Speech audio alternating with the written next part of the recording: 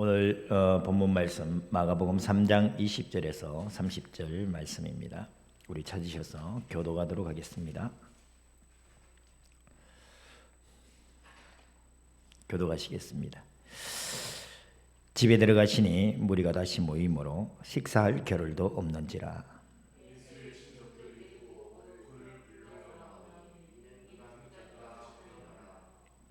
예루살렘에서 내려온 서기관들은 그가 바알세불이 집혔다 하며 또 귀신의 왕을 힘입어 귀신을 쫓아낸다 하니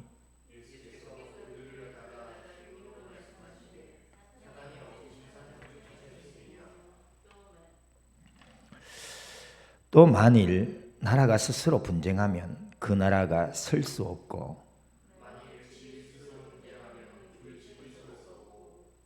만일 사탄이 자기를 거슬러 일어나 분쟁하면 설 수 없고 망하느니라.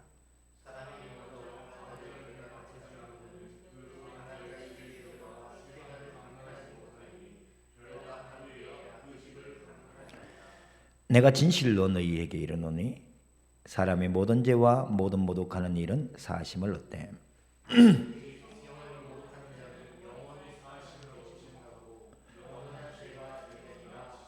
같이 읽겠습니다. 이는 그들이 말하기를 더러운 귀신이 들렸다 함이러라. 아멘.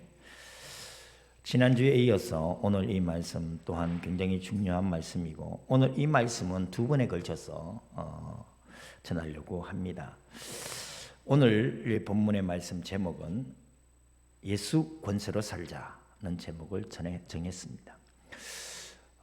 제가 이 본문에서 전하고 싶은 메시지 두 가지가 있어요. 그 한 가지가 지금 예수 권세로 살자는 것이고, 그럼 그 권세로 사는 것이 어떤 것이냐, 그 이야기를 다음번에 풀려고 합니다. 아마 한 달쯤 후에 될 것 같아요. 부활절이 지나야만 이 메시지를 다시 할 수 있을 것 같습니다. 예수 권세로 사는 것이 어떤 것이냐, 이 본문을 통해서 다음번에 한 번 더 하도록 할 것입니다. 오늘은 예수 권세로 살자, 이 제목으로 이 말씀을 전하려고 합니다. 일단 3장 20절에 보니까 집에 들어가시니 무리가 다시 모이므로 식사할 겨를도 없는지라 이랬어요. 우리 한번 이 모습을 한번 생각을 해보십시다. 얼마나 많은 사람들이 지금 예수님 앞에 막 몰려드는 거예요. 수많은 사람들이 몰려들었어요. 지난주 얘기했습니다. 유대인이든 이방인이든 예수님 앞에 막 나오는 거예요. 그 당시에 유대인들은 이방인을 상종하지 않았습니다. 그런데 이 무리들은 예수님 앞에 막 달려드는 거예요. 그래서 주님이 어떻게 하시냐? 식사할 겨를도 없는지라. 제가 이 말씀 속에서 하나님, 우리 상록교회 이제 막 시작해서 저는 핑계대면서 코로나니까 전도도 못하고 우리가 이렇게 모여 있는데 주님 이 모습이 우리 상록교회에 그대로 성취되기를 원합니다. 우리 모든 성도들이 주님이 식사할 겨를도 없이 복음을 전했던 이 구원의 사역이 우리의 가정에서, 우리의 현장에서, 우리의 후대가, 우리의 성도들이 막 일어나기를 원합니다. 사실 이 기도를 했습니다. 그렇게 되어질 줄로 믿습니다. 아멘. 그런데 이제 이 무리들은 지금 주님 앞에 막 달려왔어요. 그들의 필요 때문에 왔어요. 사실은 그들의 인생 문제를, 그 무거운 짐을, 그 누구도 해결할 수 없는 짐을 주님은 해결하시는가? 그 주님 앞에 몰려들었습니다. 그런데 이 모습을 본 사람들의 반응은 너무나 부정적이었습니다. 그죠? 21절에 보니까 예수의 친족들이 듣고 했어요. 이 친족들은 먼 일가 친척을 얘기하는 게 아닙니다. 우리 본문 말씀 바로 뒤에 31절과 35절에 보면 예수님의 가족들이 왔습니다. 예수님의 어머니와 그의 동생들, 그의 누이들이 왔어요. 그들이 뭐라고 얘기했느냐? 그 형을 두고, 오빠를 두고, 육체적으로는 형이고 오빠입니다. 뭐라고 했냐? 이는 그가 미쳤다. 가정에서도 그랬어요. 예수님은 철저히 외면당했어요. 물론 예수님의 부활 이후에 예수님의 첫 번째 동생 야고보는 예수님을 형으로 믿지 않았고 이제 그제서야 예수님을 하나님으로 믿었어요. 그래서 야곱의 별명이 낙타무릎이에요. 평생 그는 기도하는 사람이었어요. 또 한 명의 예수님의 동생 유다가 있습니다. 우리 유다서를 쓴 사람이에요. 그렇게 일가 친척은 모두 다 예수님 부활 이후에 예수님을 형이 아닌, 오빠가 아닌 하나님이었구나 나중에 알게 되었죠. 어쨌든 간에 예수님의 생애 당시는, 예수님의 공생애 당시는 예수님은 미쳤다 이랬어요. 미쳤다. 충분히 상상이 갈 만합니다. 왜? 우리의 이성적인, 우리의 보통적인 삶을 벗어나 버렸잖아요. 도저히 이해할 수 없는 일들이 막 벌어지는 거잖아요. 그러니까 그 가까운 형제조차도 인정할 수가 없는 거예요. 이해합니다. 그 다음에 또 한 무리는 뭐냐? 22절에 예루살렘에서 내려온 서기관이었어요. 우리 3장 1절에 바리새인들, 이 서기관이라는 직책을 얘기합니다. 이 서기관들 많은 부류 중에 한 부류가 바리새인들이 그 직책을 맡았습니다. 이 서기관들은 뭐라고 얘기했느냐? 귀신의 왕을 힘입어 귀신을 쫓아낸다. 반대를 위한 반대를 하는 겁니다. 논리도 쓰지 않습니다. 그 억지 논리에 대해서 예수님이 쭉 부정했습니다. 논리를 반박했습니다. 그죠? 한 집이 하나 되지 아니하고 분열이 일어나면 그 집이 쓰겠느냐? 한 나라가 분쟁이 일어나면 그 나라가 쓰겠느냐? 하물며 사단이 분쟁이 일어나서 그 사단의 나라가 쓰겠느냐? 그렇게 말씀하셨어요. 그래서 사람들은 하나님 대신 예수님을 이해할 수 없었고 거의 친척들조차도 할 수 없었고 바리새인들은 더더욱이나 예수님을 비방하기 위하여 무조건적인 반대를 합니다. 오늘 저는 그 이야기를 하려고 하는 거 아니에요. 세상은 분명히 하나님의 복음을 증거하는 데 있어서 적대적이라고 지난주에 말씀드렸습니다. 우리 교회사의 수많은 복음적인 사람들은 이 세상의 적대적인 이 세상의 반응에 대해서 믿음을 지켰고 끝까지 믿음을 지키고 순교하기까지 하셨지 않습니까? 세상은 당연히 그렇게 하는 것입니다. 그러니까 우리가 세상에 인정받으려고 한다면 그것은 어쩌면 우리의 신앙을 변질시킬 수도 있는 것입니다. 세상은 당연히 복음에 대하여 부정적이다, 적대적이다는 생각을 갖고 예수님 당시에도 그래 하셨으니까. 그럼 지금 우리는 제가 본격적으로 말씀드리고 싶은 것은 영적 세계에 관해서 조금 말씀을 드려보려고 하는 것입니다. 제가 아주 이상한 사람이 아닙니다. 그러나 성경은 영적 세계를 얘기하고 있습니다. 이것을 모르면 우리는 굉장히 종교적이 되어지는 것입니다. 가화만사성, 초파일날 부처님 오신 날 보면 그 연등마다 무슨 기도가 들어있는지 보면 일과자에 거의 똑같아요. 내 자식 잘 되게 해주세요. 사업 번창하게 해주세요. 건강하게 해주세요. 가족 화목하게 해주세요. 여기서 벗어나지 않습니다. 왜냐? 영적인 세계를 모르니까 육신적인 것을 바라보는 것이죠. 주님은 우리에게 주기도문을 마태복음 6장에서 가르치셨잖아요. 그런데 그 주기도문의 내용을 가만히 보면 우리 육신적인 거 별로 없습니다. 없습니다. 근데 주기도문을 가르치시기 전에 무슨 말씀하셨냐면 우리에게 필요한 것을 이미 아신다 하셨어요. 우리가 구하기 전에 우리에게 필요한 거 이미 아시는 거예요. 그럼 뭔 말이야? 하나님은 이미 아시고 우리가 구하지 아니한다 할지라도 우리의 필요를 채우시는 분이십니다. 그러면서 우리에게 기도를 가르친 이유는 영적인 세계에 너무나 육적으로 바라보며 육적으로 생각하고 육적으로 살아갑니다. 그래서 영적인 세계를 깨닫고 하나님의 나라를 두고 우리의 마음을 정하여 살기를 원하셔서 그 기도를 가르치신 것입니다.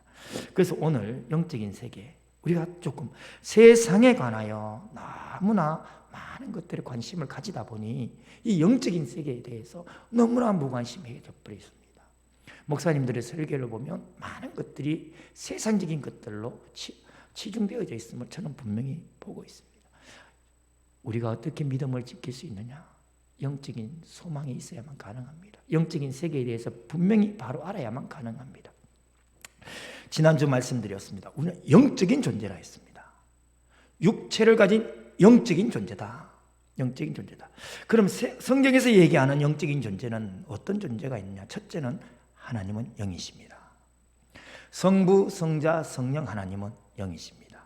그 하나님, 오늘은 이 성부, 성자, 성령의 하나님에 관해서 조금 빼고 얘기하겠습니다. 오늘 너무나 많은 성경 전체가 하나님의 사역이기 때문에. 두 번째는 천사들이 있습니다. 세 번째는 사탄이라고 하고 마귀라고 하는 존재가 있습니다. 그리고 그 부하되은 귀신이라는 존재들이 있습니다. 그리고 하나님의 형상으로 창조되어진 존귀한 우리 인간, 사람, 우리가 영적인 존재입니다. 그래서 하나님께서 우리에게 어떤 마음을 주냐? 영원을 사모하는 마음을 주신 거예요. 우리가 영적인 존재이기 때문에. 그럼 이 영적인 존재는 가만히 있는 것이 아니지 않습니까? 하나님은 천지를 창조하셨습니다. 성자 되신 예수님은 구원을 이루셨습니다. 성령 되신 하나님은 우리의 구원을 인도하셔서 천국까지 우리를 인도하시는 분이십니다. 그분의 사역들이 창조와 구속과 인도가 별개의 것이 아닙니다. 성부, 성자, 성령 하나님 함께 하시는데 대표적인 사역이 그러하다는 것입니다. 창조하실 때 성부, 성자, 성령 하나님 함께 창조하셨고, 우리를 구속하는 십자가의 그 구속의 사역이 성부, 성자, 성령 하나님이 함께 연합함으로 하신 것이고, 지금도 성령이 우리를 인도하심에 하나님 대신, 성부 하나님 대신 하나님과 성자 예수님이 함께 성령과 함께 우리 속에서 역사하시는 것입니다. 먼저 우리 천사에 관해서 한번 얘기를 해보려고 합니다. 천사는 어떤 존재냐? 기본적으로 천사가 하는 사역이 하나, 대표적인 사역이 하나 있습니다. 그건 뭐냐? 천사는 메신저입니다. 하늘의 소식을, 하나님의 말씀을 우리에게 전달하는 메신저입니다. 이게 가장 큰 사역입니다. 말씀 하나 띄워주세요. 누가복음 2장 10절입니다. 같이 읽어보겠습니다. 시작. 천사가 이르되 무서워하지 말라. 보라, 내가 온 백성에게 미칠 큰 기쁨의 좋은 소식을 너희에게 전하노라. 아멘. 지금 예수님의 탄생에 대하여 빈들에서 양을 치는 목자들에게 나타나서 지금 천사가 이 말을 전한 겁니다. 하늘의 소식을 전한 거예요. 하나님의 소식, 복음을 전하는 것이었습니다. 이것이 가장 큰 천사의 사역입니다. 대표적인 사역입니다. 메신저로서의 이 사역. 하나님, 성부 하나님으로부터 명령을 받고 성자 예수님의 탄생에 대하여 그의 백성된 목자들에게 이 말씀을 전가하였습니다. 그럼 이 천사는 지금도 역사하느냐? 저는 여기에 관심을 두려고 하는 것입니다. 가톨릭은 수호 천사를 얘기합니다. 그게 성경적이냐? 지금도 그러면 천사는 쉬지 않습니다. 그렇죠? 뭔가를 일을 합니다. 그런데 성경은 천사에 관해서 그렇게 비중 있게 다루지 않습니다. 왜냐? 성부, 성자, 성령 하나님이 직접 우리 속에 역사하시고 내조하시고 인도하시기 때문에, 그것이 너무나 중요하기 때문에. 그러나 천사도 일을 합니다. 거기에 대해서 우리가 바른 신앙을 갖자는 겁니다. 말라기 2장 7절 띄워주시기 바랍니다. 같이 읽어보겠습니다. 시작. 제사장의 입술은 지식을 지켜야 하겠고 사람들은 그의 입에서 율법을 구하게 되어야 할 것이니 제사장은 만군의 여호와의 사자가 될 것이거늘. 네, 여기서 제사장을 만군의 여호와의 사자라고 했습니다. 이 사자는 영어로 얘기하면 엔젤입니다. 히브리어는 말라크라고 합니다. 말라크는 천사를 얘기합니다. 즉 제사장은 지금 현재 인간의 몸을 입고 성전에서 봉사하는 제사장 직분을 감당하는 자를 얘기하는 겁니다. 그를 두고 뭐라고 얘기하느냐? 여호와의 천사다 얘기하는 겁니다. 그 사람이 존재가 천사라는 건 아니에요. 천사의 직분을 지금 여호와의 제사장이 하는 겁니다. 그래서 뭐라고 말씀드려요? 여호와의 율법을 구하는 자입니다. 여호와의 율법을 지키는 자입니다. 하나님의 말씀을 가르치는 자입니다. 그 사역이 천사의 사역이라는 것입니다. 계시록 1장 20절 띄워주시기 바랍니다. 읽어보겠습니다. 시작. 네가 본 것은 내 오른손의 7별의 비밀과 또 7 금촛대라. 7별은 7개의 사자요 7 촛대는 7 교회니라. 계시록의 첫 번째 환상입니다. 사도 요한이 예수님을 바라봤습니다. 금촛대 사이로 거니시는 예수님을 바라봤습니다. 그 모습이 너무나 영광스러운 모습이었어요. 그래서 그 모습을 도저히 두 눈으로 바라볼 수 없는 사도 요한은 엎드렸습니다. 죽은 자 같이 되었다고 얘기를 했습니다. 그때 주님이 말씀하십니다.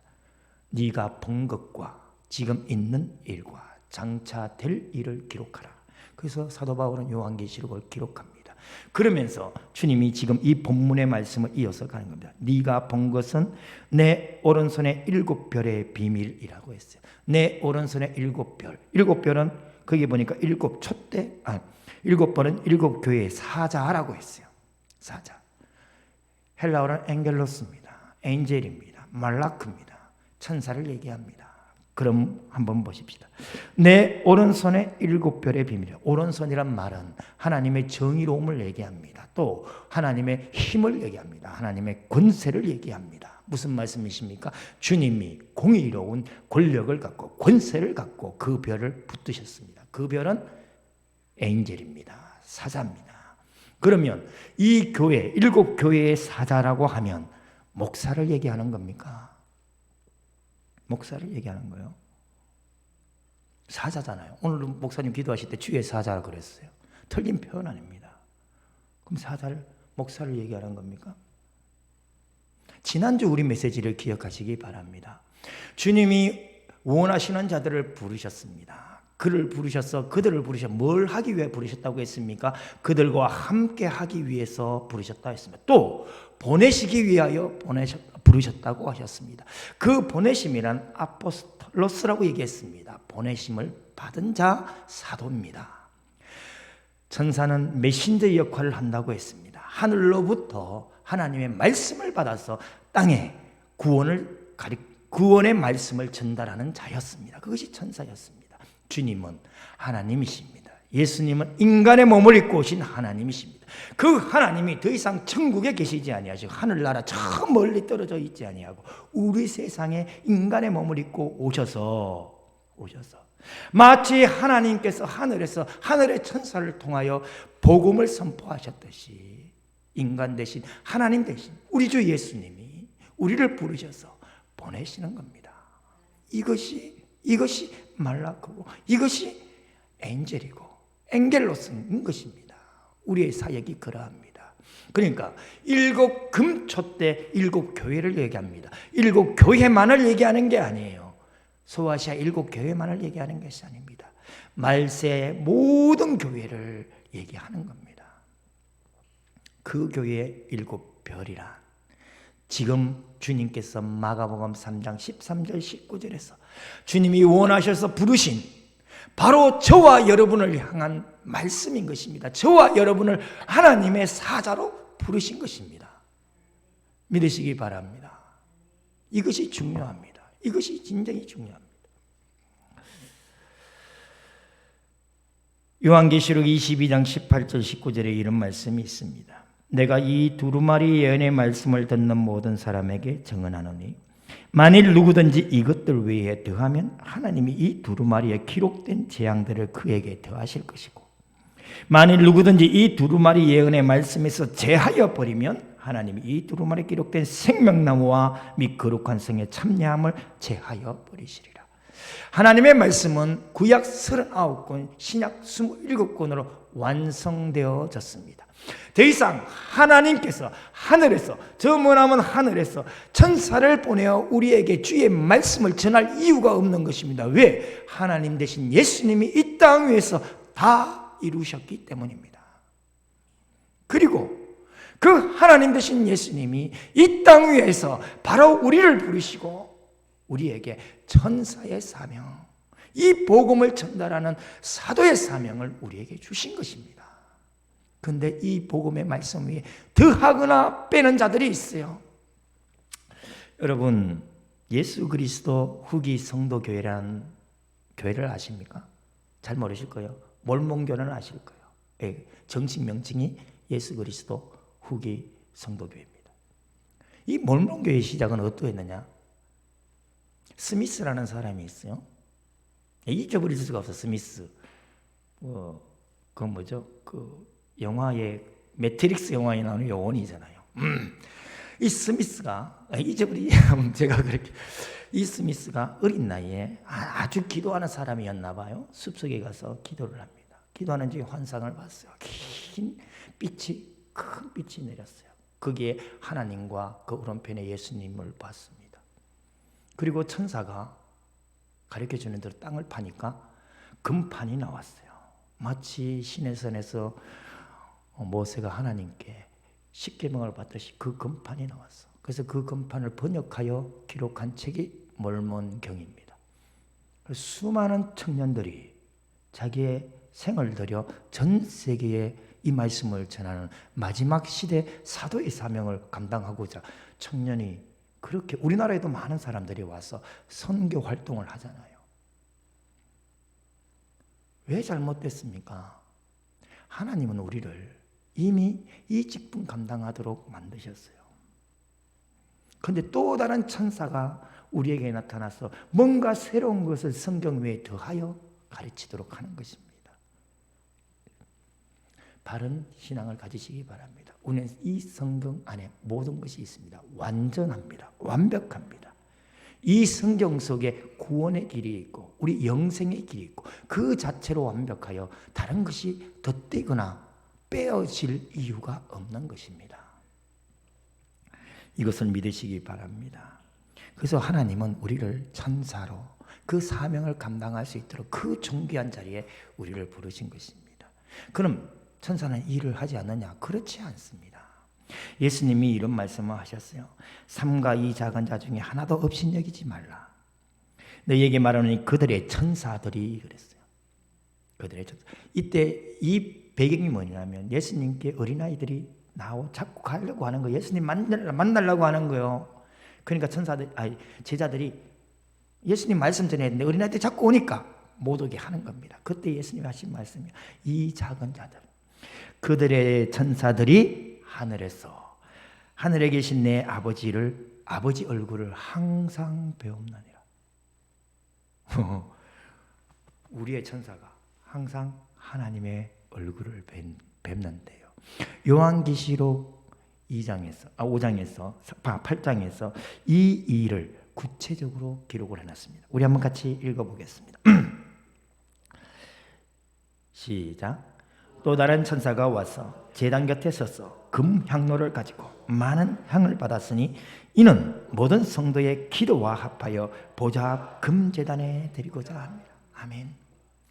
지금 우리가 날마다 주님 앞에 기도합니다. 그 기도의 내용이 청산유수처럼 기도하지 못한다 할지라도 그게 중요한 게 아니에요. 이미 성령은 우리 마음속 깊숙이 생각을 모든 걸 다 알고 있어. 우리가 드린 그 기도를 주님 받으셨어요. 어떻게? 어디에 담았냐? 금향로에 담았어. 얼마나 귀하게 여기시는 것입니까? 우리 성도의 보잘것 세상에서 우리를 미천하고 미련하고 멸시받고 없는 자처럼 여기지만 하나님은 우리의 그 기도를 존귀하게 여기셔서 아무데나 받는 게 아니에요. 그 금향로에 담아 하나님 앞에 드리는 그 사역을 지금 천사들이 하는 겁니다. 그런데 우리가 기도하지 않으면 아마 천사가 졸고 있을지도 모르겠어요. 그냥 제 생각입니다. 성경에는 없지만. 그래서 우리가 날마다 주님 앞에 기도할 때에 하늘에 계신 내 아버지 얼굴을 항상 배움나니라 주님 말씀하신 것처럼 우리의 기도를 가지고 하나님 앞에 나아가는 것이죠. 천사들의 이 일은 지금 주님께서 명확하게 이 구절을 통하여 천사들이 하는 일을 가르쳐 주셨습니다. 그래서 수호천사 이런 얘기가 아닌 거예요. 누가 우리를 지키십니까? 하나님이 우리를 지키시는 겁니다. 신적 계급을 나눈다면 천사는 우리를 섬기는 자입니다. 그것이 히브리서에 기록되어져 있어요. 모든 천사들은 섬기는 영으로 구원받을 상속자들을 위하여 섬기라고 보냄이 아니냐. 누가 천사에게 명하여 하나님의 영광의 보좌에 앉아서 만국을 다스리자고 하셨습니까? 아니에요. 하나님 구원받은 우리를 통하여 우리 성도에게 하신 그 축복인 것입니다. 그 어떤 천사도 이런 축복을, 이런 권세를 받지 않았어요. 보잘것없지만 지금은 육체를 가져서 늙고 병들어가는 인생 같지만 그러나 하나님께서는 우리를 그렇게 존귀하게 여기신다는 겁니다. 두 번째는 그러니까 우리 천사의 사역에 우리가 분명히 알고 두 가지가 있습니다. 그러니까 하나님은 우리에게 천사의 사역을 감당하실 수 있도록 우리를 부르셔서 예수의 권세로 선포하게 하시고 귀신을 쫓는 권세를 주셔서 세상 가운데 보내신 것입니다. 그리고 그 천사들은 지금 우리의 기도를 하나님 앞에 금향로에 담아서 드리는 사역을 지금 하고 있다. 내 눈에 보이지 아니하지만 이것은 영적 세계에서 지금 벌어지고 있는 일이라는 것입니다. 두 번째로 사탄, 마귀, 귀신입니다. 사탄에 대한 정의는 딱 딱 하나 기억하십시다. 요한복음 8장 44절에서 주님이 말씀하셨습니다. 뭐라고 하냐? 사탄의 정의가 뭐냐? 그는 처음부터 살인한 자요 진리가 그 속에 없으므로 진리에 서지 못하고 거짓을 말할 때마다 제 것으로 말하나니 그가 거짓말장이요 거짓의 아비가 되었습니다. 사탄은 뭐라고요? 거짓말장입니다. 거짓의 아비입니다. 잊지 마시기 바랍니다. 그래서 사람과 사람 사이에 이간질을 시킵니다. 나라와 나라 사이에 이간질을 시킵니다. 성도와 성도 사이에 이간질을 시키고 목사와 성도 간에 이간질을 시킵니다. 거짓말로. 혹시 여러분들 오델로라는 셰익스피어 4대 비극 읽어보신지 모르겠어요. 제가 중학교 때 그걸 읽어보면서 오델로가 데스데모나 참 미인을 얻었잖아요. 부모의 반대도 불구하고 결혼을 했습니다. 그럼 아름다운 삶을 살아야 되지 않습니까? 근데 이아고라는 그 간신 부하의 말에 자기 아내를 의심하고 그것도 손수건 한 장으로 아내를 의심하고 자기 아내를 목졸라 죽여버립니다. 거짓의 아비는 우리 속에 아주 사소한 것으로 역사합니다. 근데 그 거짓이 우리 속에서 어마어마한 힘을, 파괴적인 힘을 드러내는 거예요. 그게 오델로 이야기에서 나오는 겁니다. 가장 사랑하고 가장 사랑해야 될 자기 아내를 목졸라 죽여버리는 그 파괴적인 행위가 그 거짓에서 시작되어졌던 것입니다. 사탄이 동일하게 그렇게 역사합니다.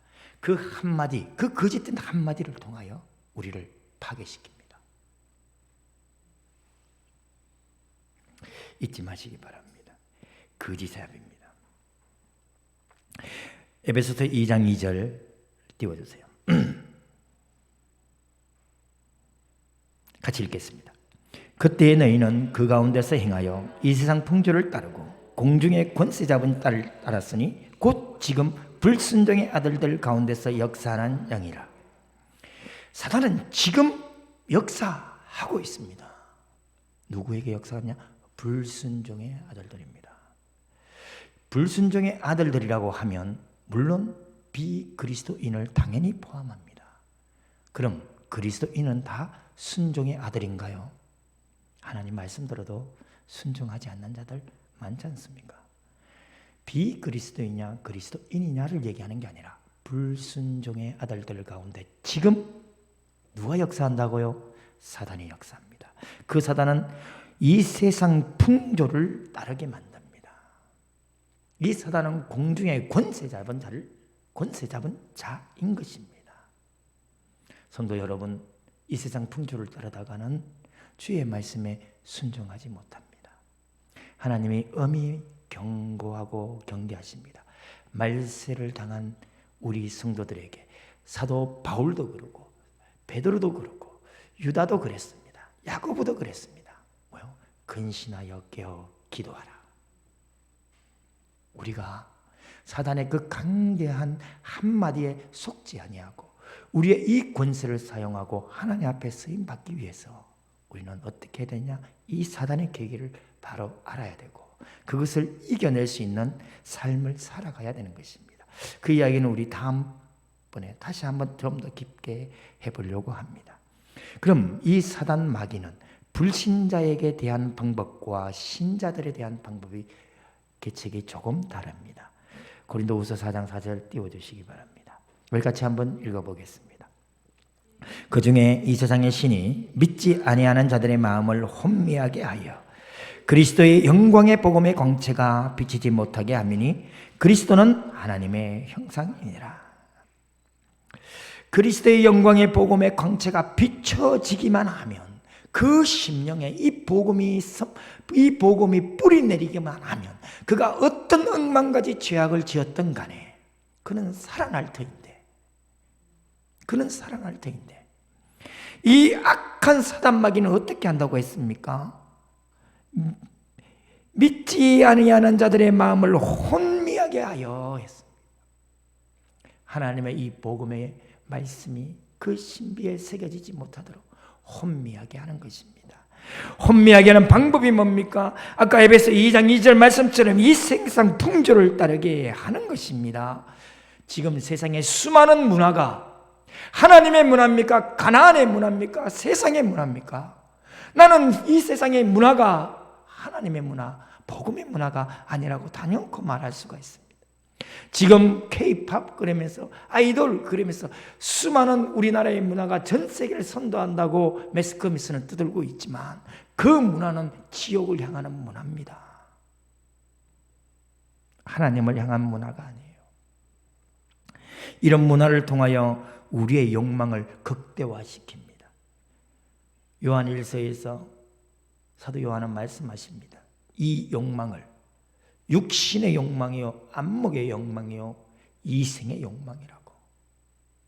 절대 하나님 나라를 바라보지 않습니다. 영적인 세계에 관심이 없습니다.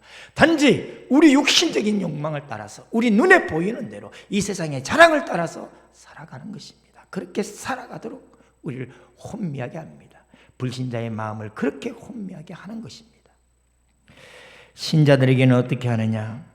고린도후서 11장 14절에 사탄도 자기를 광명의 천사로 가장한다고 했습니다. 그리하여 교회 내에 거짓 사도들이 들어옵니다. 교회 내에 거짓 교사들이 일어납니다. 교회 내에 거짓 그리스도, 거짓 선지자들이 일어납니다. 말세를 당한 성도들 교회들에게 하나님은 이 말씀을 경계하고 계십니다. 자기를 광명의 천사로 가장하여 이 교회를 무너뜨리려고 하는 거예요. 그래서 우는 사자같이 삼킬자를 찾는다고 했습니다.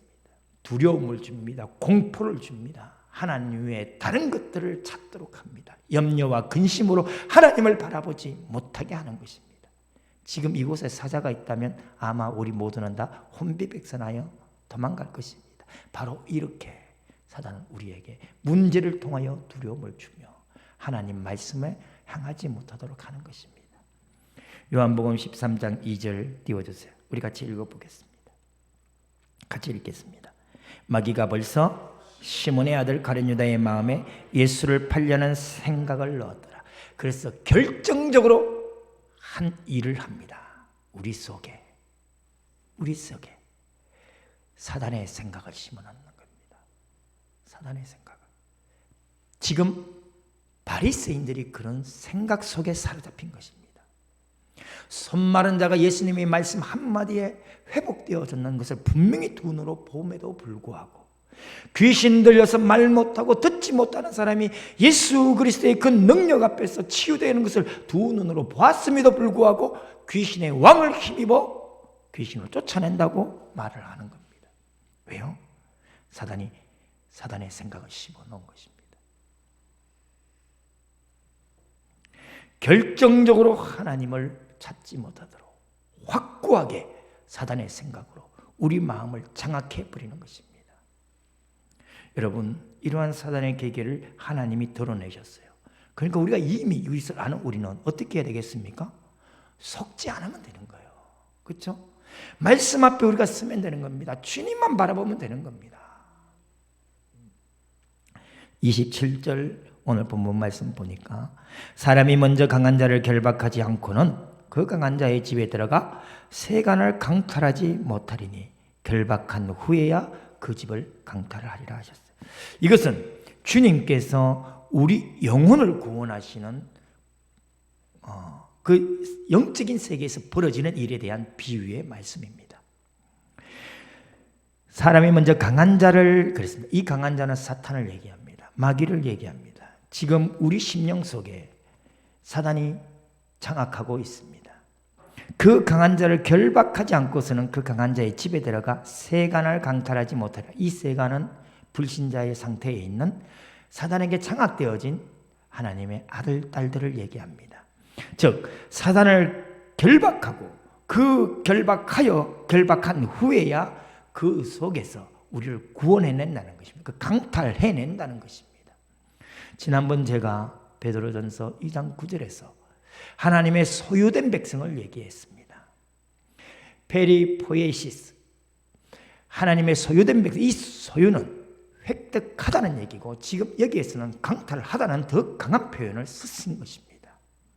사단의 권세를 결박하지 아니하고서는 우리를 구원할 수 없는 것입니다. 그러니까 전도에 대해서 우리가 오해하면 되어지는 게 아닙니다. 전도에 대해서 오해하지 마십시다. 우리가 먼저 그 영혼을 두고 하나님 앞에 간곡하게 기도하는 겁니다.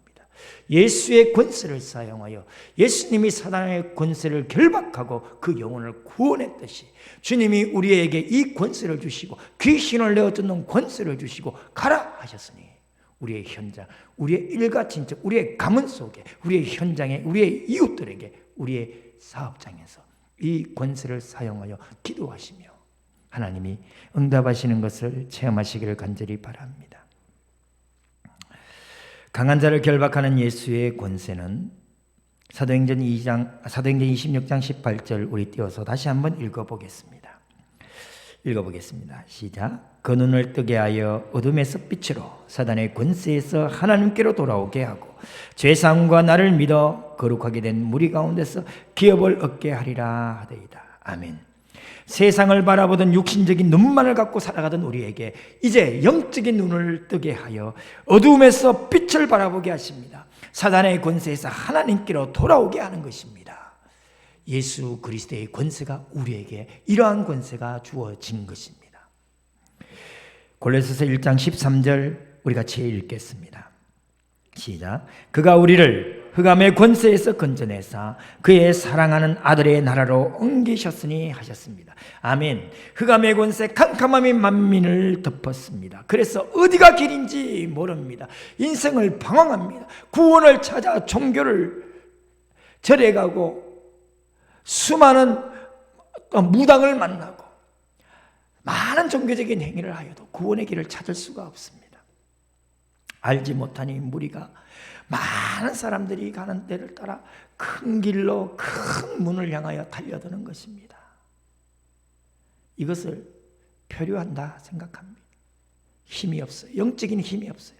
세상의 흐름에 휩쓸려서 그냥 그 무리처럼 그렇게 살아가는 것입니다. 그런데 하나님은 이 흑암의 권세에서 우리를 건져내신 것입니다. 그 건져내신 그 권세가 지금 우리에게 주어진 것입니다. 그래서 우리는 사단의 권세를 결박하고 흑암의 권세를 결박하며 한 그 예수의 권세를 활용하여 이 세상을 복음을 전하고 하나님 나라를 확장해 나가는 도구로 하나님이 쓰실 줄로 믿습니다. 히브리서 2장 14절 우리 띄워주세요. 같이 읽겠습니다. 시작. 자녀들은 혈과 육에 속하였으며 그도 또한 같은 모양으로 혈과 육을 함께 지니시고 죽음을 통하여 죽음의 세력을 잡은 자 곧 마귀를 멸하시며 아멘. 이 사단의 권세, 흑암의 권세는 결국 뭐냐? 죽음의 권세입니다. 우리 주 예수는 생명이십니다. 하나님은 생명이에요. 그런데 이 죽음의 권세를 통하여 우리를 장악하고 있는 것입니다. 이 세상에서 예수님이 치유하신 이 사람들을 포함하여 모든 사람들은 예수님이 치유하시면 이 사람들은 영생 불사하는 겁니까? 아니잖아요. 다 죽어요. 우리가 하나님께 기도함으로 우리의 불치병이 치유되어질 수도 있습니다. 내 주위에서도 의사들이 사망 선고를 내렸음에도 불구하고 하나님의 은혜로 기적적으로 살아난 그런 사람들을 봅니다. 그러면 그 사람들은 천년 만년 사는 겁니까? 아니잖아요. 다 죽음으로 그 결과 이 죽음의 권세에 사로잡혀 죽게 되어져 있습니다. 그러나 그리스도 예수를 믿는 우리는 이 죽음의 권세에 사로잡혀서 영원한 지옥으로 떨어지는 존재가 아니라 생명의 나라로 옮겨지는 하나님의 백성이 되어졌습니다. 지금 우리가 전도한다는 것, 우리가 이 복음을 선포한다는 것은 바로 이 죽음의 권세에서 건져내는 하나님의 역사인 줄로 믿으시기 바랍니다. 제가 말씀을 정리하겠습니다. 너무 많은 말씀들이, 이 중요한 말씀들이 제게 어떻게 전달되어져야 될까 고민하면서 하나님 앞에 기도하면서 섰지만 역시나 저는 많이 부족한 것 같습니다. 그런데 성도 여러분, 하나님께서 우리를 어떻게 부르셨느냐? 지난주 말씀을 다시 한번 생각하시기 바랍니다. 지금 우리와 함께 하십니다. 그분은 지금 우리를 통하여 어둠 가운데 있는 사람, 사단의 권세 아래에 놓여 있는 사람, 결국은 죽어 저 영원한 지옥으로 떨어질 그 영혼들을 건져내시기 위하여 우리에게 이 권세를 주신 것입니다. 제가 요한계시록에 있는 7교회를 다시 한번 말씀을 드리겠습니다. 7교회의 사자는 분명히 천사를 얘기하는 것도 아니요, 그 교회의 지도자 되는 목사를 얘기하는 것도 아닙니다. 하나님께 이 사명을 받은 성도 한 사람 한 사람, 그 교회는 바로 사자인 것입니다. 그래서 에베소 교회의 사자에게 편지하라 하셨어요. 진리와 거짓됨을 구별하고 거짓된 사도를 배척하며 하나님의 진리를 수호했던 그 교회가 첫사랑을 잃어버렸어요. 그 교회를 향하여 주님은 말씀하십니다. 에베소 교회 사자에게 편지하라. 환난과 궁핍 속에 있지만 실상은 부유한 자다. 스무나 교회에 편지하라. 하나님은 각 교회의 사정을 다 아시는 거예요. 그러면서 주님은 그렇게 교회의 사자에게 편지하라는 거예요. 다시 한번 말씀드립니다. 7교회의 사자에게 편지하라는 것은 7교회 목사를 얘기하는 게 아니에요. 바로 부름받은 우리 모든 성도들, 이 사자의 직분을 감당하는 이 직분을 맡은 우리에게 주님은 말씀하시는 거예요. 마지막 시대 라우디게아 교회 같은 차지도 않고 뜨겁지도 않은 교회를 향하여 주님 말씀하시잖아요. 열심을 내라, 회개하라. 라우디게아 교회의 사자에게 편지하라. 지금 저는 우리 교회를 향하여 상록교회의 사자에게 편지하라 하신 하나님의 음성을 도대체 우리가 어떻게 기록하며 살아갈 것인지 저는 기도하고 두려운 마음으로 지금 이 자리에 말씀을 전하는 것입니다. 나는 하나님께서 이 교회를 향해 기록하실 때 우리 상록교회는 영적인 비밀을 알고 영적인 싸움을 싸우고 모든 현장에서 하나님의 영광을 드러내는, 하나님의 주권을 드러내는 하나님의 교회로 기록되어지기를 바랍니다. 여러분 한 사람 한 사람이 상록교회의 사자임을 명심하시고 하나님이 우리에게 엄히 명령하신 그 말씀을 붙들고 육적으로 보지 아니하고 영적인 세계가 있음을 우리가 알고 이 싸움을 예수 그리스도의 권세로 싸워나가십시다. 우리 기도하겠습니다. 같이 기도하십시다. 우리를 영적인 존재로 창조하시고 주님의 열정적인 복음 전파와 성령의 역사로 우리를 구원하여 성도로 불러주신 하나님께 감사드립니다. 영적 세계의 역사를 볼 수 있는 영안을 열어주소서. 우리의 기도가 금향로에 담겨 하나님께 드려지는 하늘의 역사를 알아 더욱 기도에 힘쓰게 하시고 거짓으로 우리를 속이려는 사단의 계획에 맞서 영적 싸움을 하게 하소서. 우리 가문의 역사하는 사단의 권세를 꺾어 주옵소서. 우리 지역의 역사하는 흑암의 권세를 결박하여 주옵소서. 죽음의 권세 아래에 있는 자들이 구원자 되신 주님께 돌아오는 생명의 역사가 예수 권세로 사는 우리를 통해 일어나게 하소서.